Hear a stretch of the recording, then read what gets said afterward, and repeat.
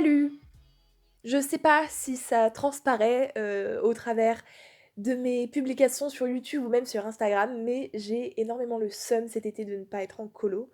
Les colos l'été pour moi c'est la base et je fais ça honnêtement depuis 20 ans, si je prends en considération les colos que j'ai faites étant, petite et ado. Et j'avoue que j'ai le seum, ça me manque et je pense que ça explique pourquoi, j'en parle, souvent. Et aujourd'hui, du coup, je me suis dit que c'était, le moment pour, parler, d'une anecdote qui m'est arrivée, en colo.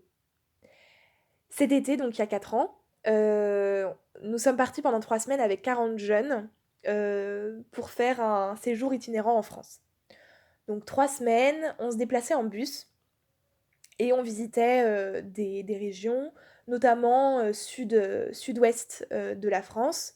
Hem Voilà, c'était, un séjour très fatigant, mais c'était très cool. C'est un des meilleurs séjours que j'ai pu faire.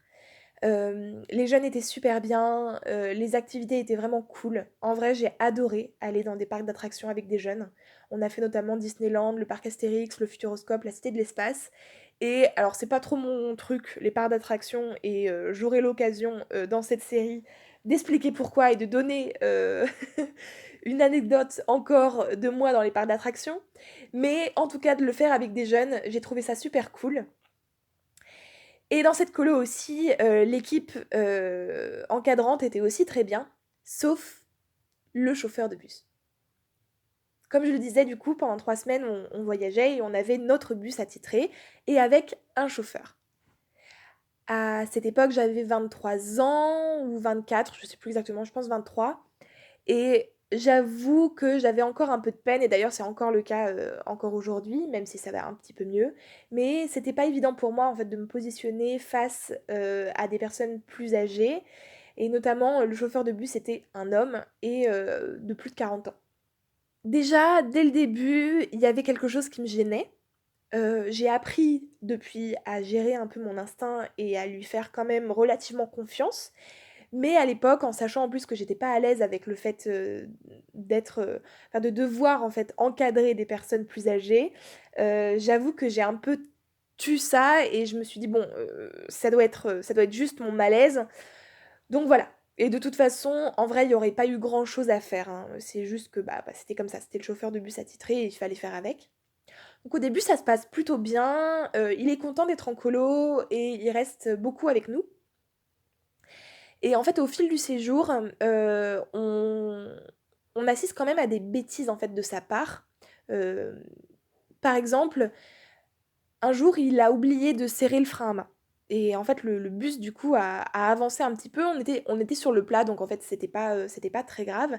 Mais effectivement, ça a été un moment un peu de stress, qui s'est, au final, il y a pas eu d'accident ou quoi, hein. Il a juste, ensuite, il est venu, il a freiné, mais il a resserré le frein à main, voilà.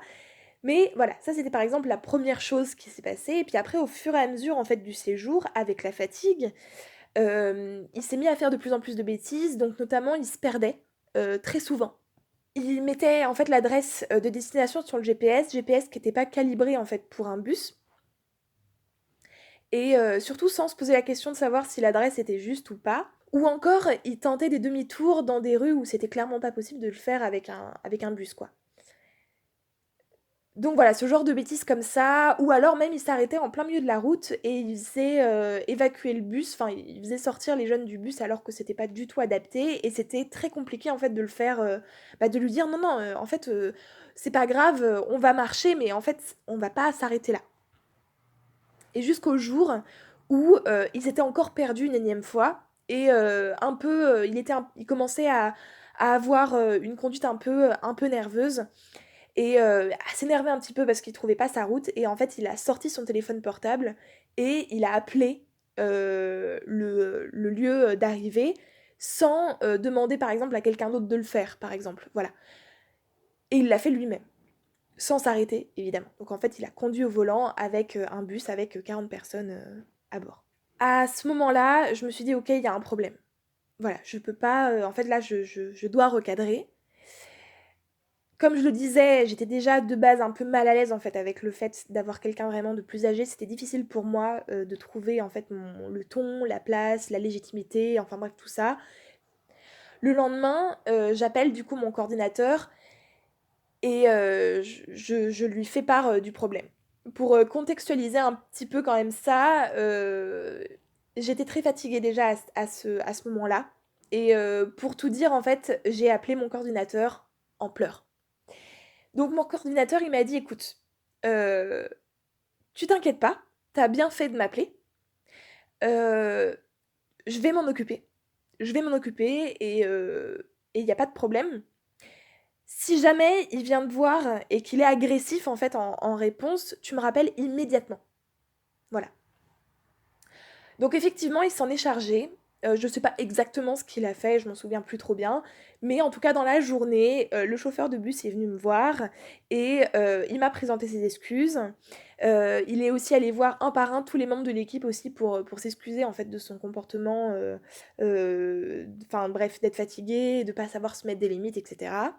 Et à partir de ce moment-là, c'est vrai qu'il s'est mis, un peu plus en retrait par rapport au groupe, notamment pour, se reposer parce que c'est vrai qu'il était, tout le temps avec le groupe et même s'il prenait pas, s'il avait pas une mission, encadrante ou quoi, être dans un groupe de 40 personnes, c'est fatigant, de fait.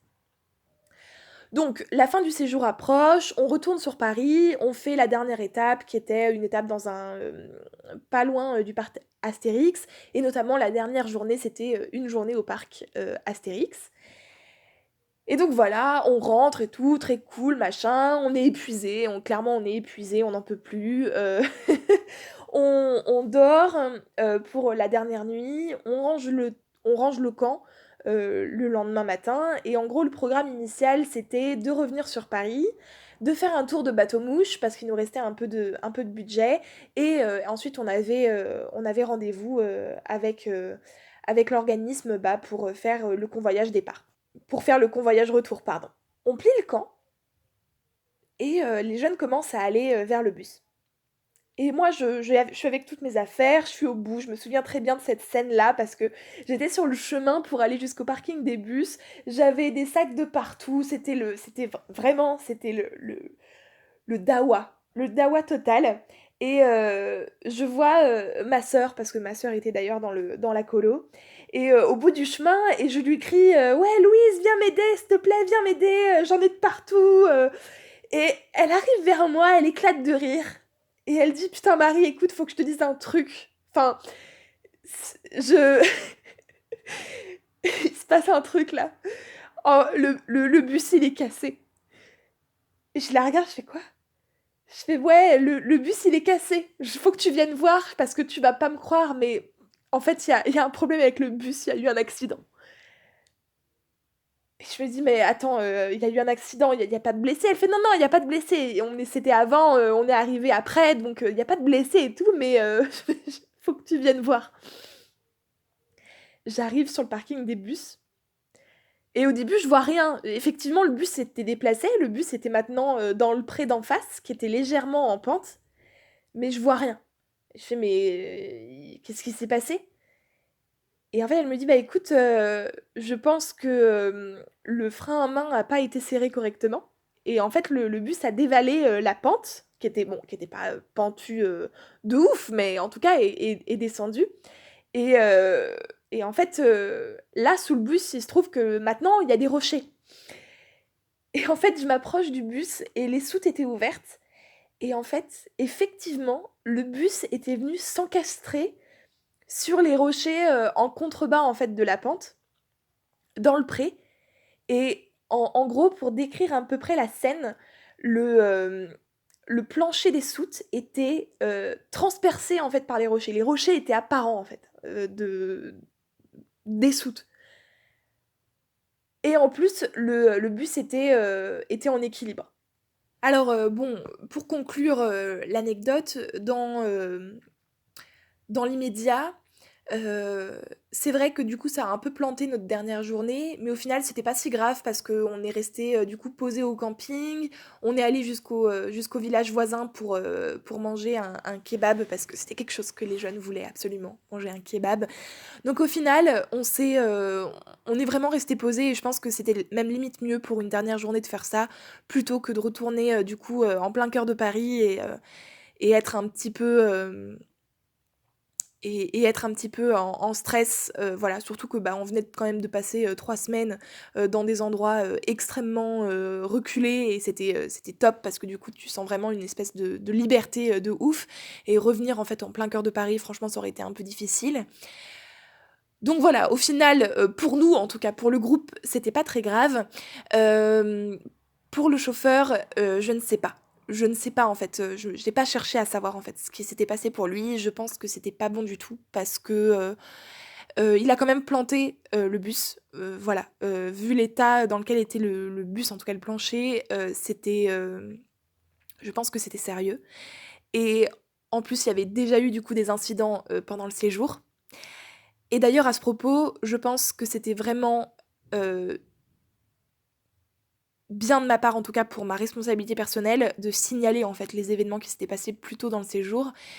Même si ça a certainement pas, ça a certainement pas aidé, le chauffeur du coup, pour se justifier ensuite.